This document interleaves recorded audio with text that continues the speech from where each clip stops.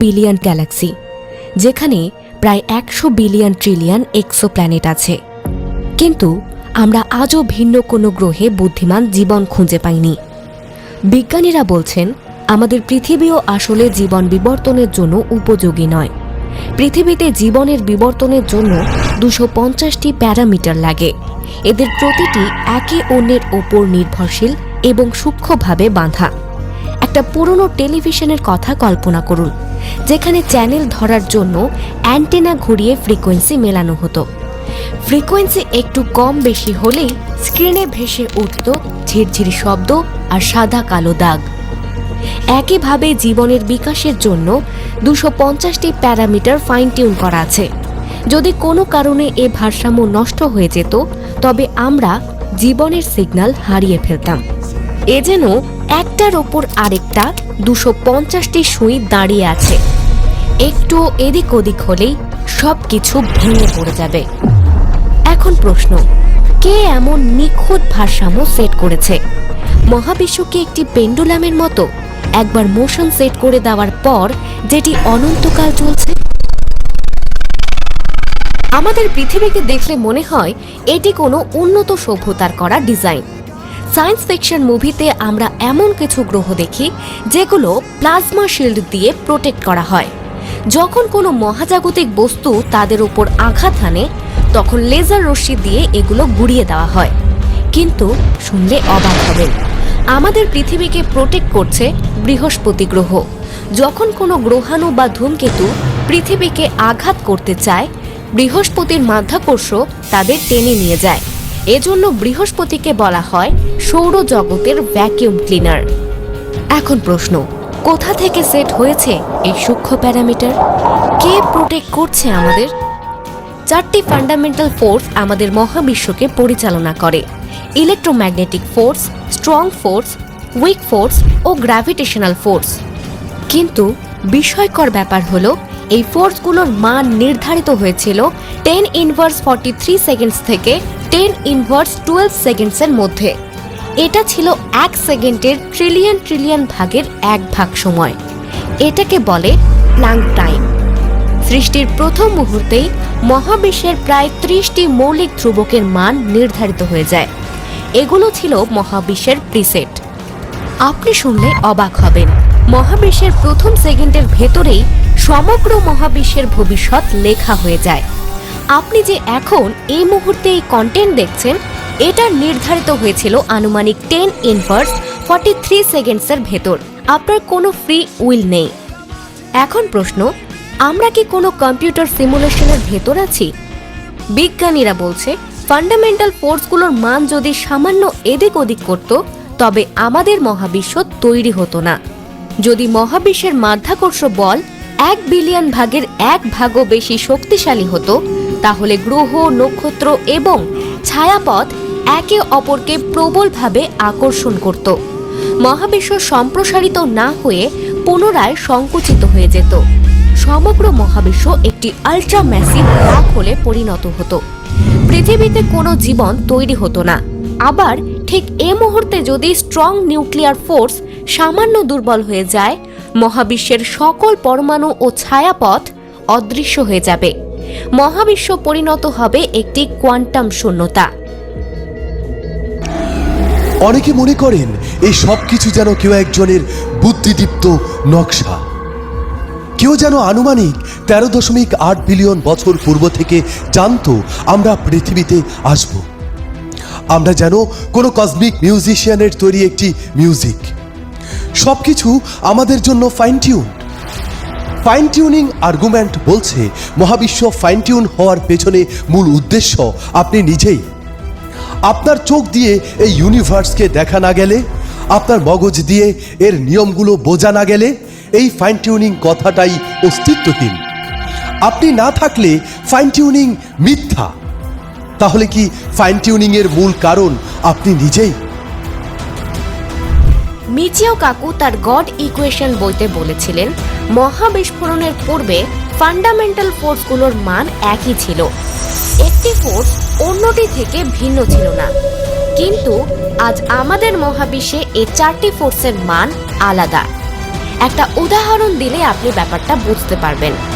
মাধ্যাকর্ষ বল মহাবিশ্বের সকল গ্রহ নক্ষত্রকে আকর্ষণ করে, কিন্তু একই মাধ্যাকর্ষ বল একটি ক্ষুদ্র ইলেকট্রনকে আকর্ষণ করতে পারে না।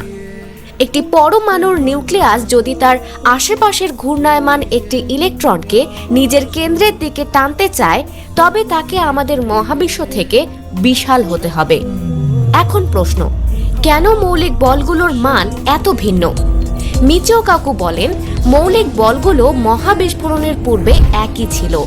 তাদের বাসস্থান ছিল একটি 10 মাত্রিক বাবল। এ সময় 4 মাত্রিক ও 6 মাত্রিক জগৎ আলাদা ছিল না। এক মহাবিশ্ব থেকে অন্য মহাবিশ্বে প্রবেশ করতে কোনো টাইম প্রয়োজন ছিল না। এটি এমন এক জায়গা যেখানে মহাবিশ্ব ঈশ্বর সমীকরণ মেনে চলত। কিন্তু বাবলটি ছিল অস্থিতিশীল, কারণ এটি ফলস ভ্যাকুয়াম স্টেটে আটকে ছিল। তাহলে ফলস ভ্যাকুয়াম কি? অপেক্ষা করুন, বুঝিয়ে বলছি। আপনি একটি বেলুনে পানি ভর্তি করে উপরের দিকে তুলুন, কি দেখবেন? আপনি দেখবেন পানি সব সময় নিচের দিকে চাপ প্রয়োগ করছে, কারণ এটি উচ্চ শক্তি স্তর থেকে নিম্ন শক্তি স্তরে যেতে চায়। একইভাবে 10 মাত্রিক বাবলটিও একটি ফলস ভ্যাকুয়াম স্টেটে আটকে ছিল, আর এজন্য এটি ছিল অস্থিতিশীল। এ সময় কোয়ান্টাম টানেলিং প্রক্রিয়ায় এই বাবল ফেটে যায় এবং 4 ও 6 মাত্রিক জগৎ তৈরি হয়। 4 মাত্রিক জগৎ আলোর থেকেও দ্রুত গতিতে সম্প্রসারিত হতে থাকে।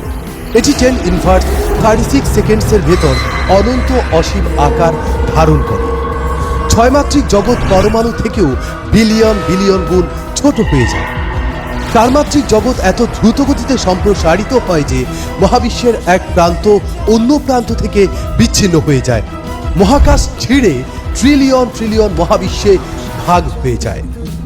মহাবিশ্বের বয়স আনুমানিক 13.8 বিলিয়ন বছর, কিন্তু আমাদের মহাবিশ্বের ইভেন্ট হরাইজনের বাহিরেও ট্রিলিয়ন ট্রিলিয়ন মহাবিশ্ব আছে, যেখান থেকে আমাদের কাছে এখনো আলো এসে পৌঁছায়নি।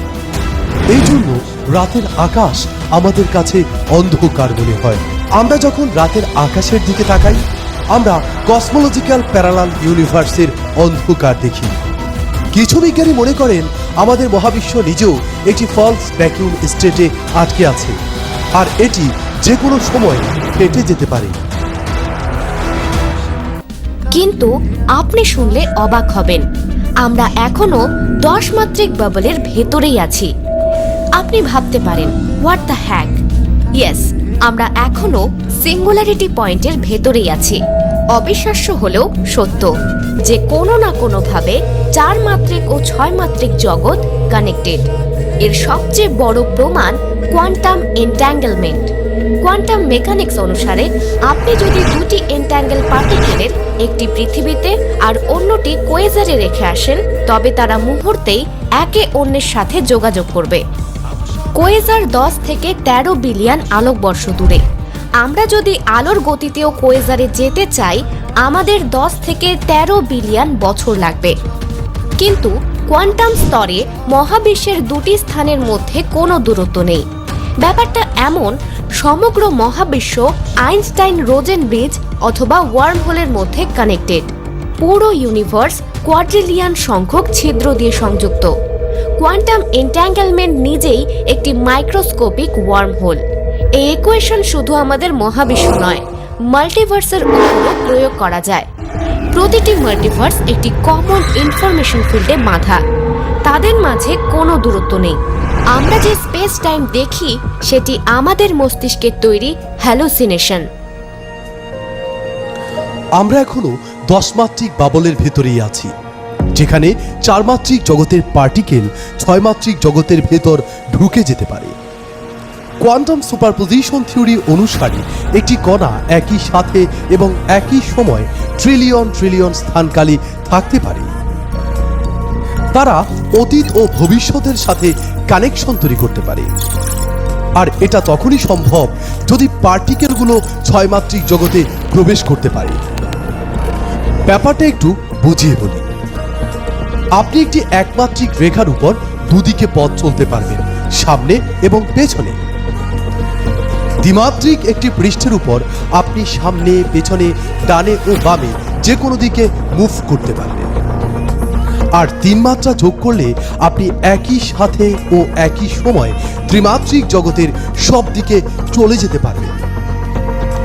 মাত্রার সংখ্যা যত বৃদ্ধি পায়, আপনার গতি এবং অবস্থানের স্বাধীনতাও বৃদ্ধি পায়। এবার মাত্রার সংখ্যা যদি 11 হয়, তবে আপনি একই সাথে এবং একই সময় ট্রিলিয়ন ট্রিলিয়ন মহাবিশ্বে চলে যেতে পারবেন।